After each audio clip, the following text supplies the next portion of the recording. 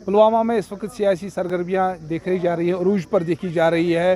हर कोई सियासी जो इस वक्त सियासी मैदान में है, उम्मीदवार है, ये अपने अपने इलाके में उम्मीदवारों को जो वोटर्स हो उनको लुभाने की कोशिश की जा रही है। तो हमारे साथ इस वक्त है यूथ पीडीपी के जो सदर है वहीदुर्रहमान पारा और जो पुलवामा नशस्त के जो उम्मीदवार है, तो इनसे बात करेंगे। वहीद साहब, काफ़ी देखने को मिल रहा है कि काफ़ी सियासी सरगर्मियाँ गहमा गहमी शुरू हो गई है।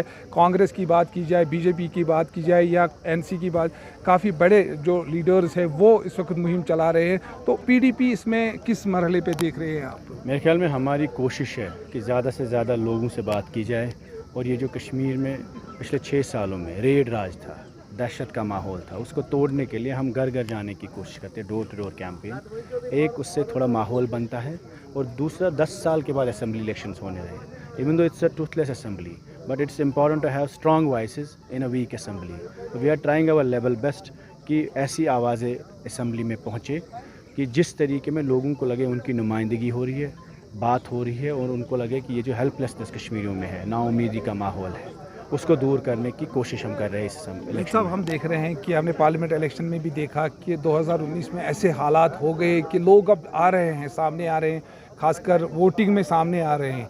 तो क्या आपको लगता है कि माहौल साजगार हो गया है, माहौल बेहतर हो गया है कि लोग अब सामने आ रहे हैं, जैसे कि हमने कैंपेनिंग में देखा?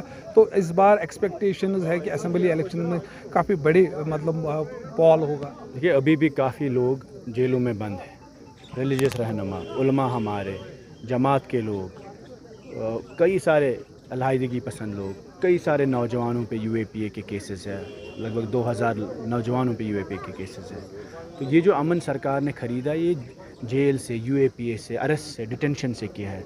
हम अमन के ख़िलाफ़ नहीं है, हम भी चाहते कश्मीर में अमन हो, आस्ती हो, डेवलपमेंट हो और माहौल बने, लेकिन लोगों को लगना चाहिए सेंस ऑफ फ्रीनेस है।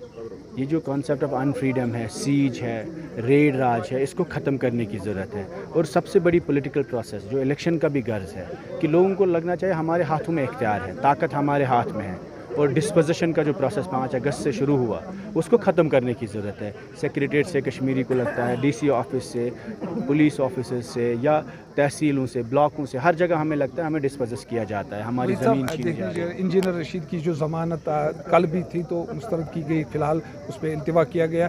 क्या आपको लगता है कि अगर इस टाइम पे इंजीनियर रशीद की ज़मानत होगी तो यहाँ के इलेक्शन सरगर्मियाँ इसमें मज़ीद अरूज होगा? अच्छी बात है, उनको छोड़ना चाहिए, और हम तो शुरू से बोल रहे हैं कि रशीद साहब के साथ साथ और भी जो पॉलिटिकल प्रिजनर्स बन हैं, सब लोगों को, हुकूमत को छोड़ना चाहिए। और नौजवानों के ख़िलाफ़ जो केसेस है उसमें जनरल एमनेस्टी का प्रोग्राम होना चाहिए, जैसे 2018 में पीपल्स डेमोक्रेटिक पार्टी महबूबा जी ने एक एमनेस्टी के प्रोग्राम में 10,000 बच्चों को माफ़ी दी।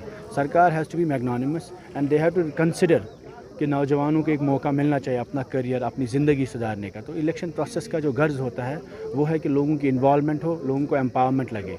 सिर्फ वोट डालने से एम्पावरमेंट नहीं होगी, बल्कि सरकार को एक large scale political process engagement Kashmir में शुरू करनी चाहिए, जिससे लोगों को लगे हमसे बातचीत हो रही है, और कश्मीर के आवाम का जो इज़्ज़त नफ्स है वो उस चीज़ को भी एड्रेस किया जाए। शुक्रिया हमसे बात करें। तो ये थे वहीदुर्रहमान पारा जो पुलवामा कॉन्स्टिट्यूंसी के उम्मीदवार है। तो इनका यही कहना है कि जो इंजीनियर रशीद है उनको रिहा करना चाहिए इस वक्त, क्योंकि इसमें इलेक्शन में मज़ीद जो होगा सरगर्मियों में इजाफा होगा, ताकि यहाँ जो पॉलिटिकल एक वैक्यूम पैदा हो गया उसमें कमी हो जाएगी। बिलाल खान, न्यूज़ 18, पुलवामा।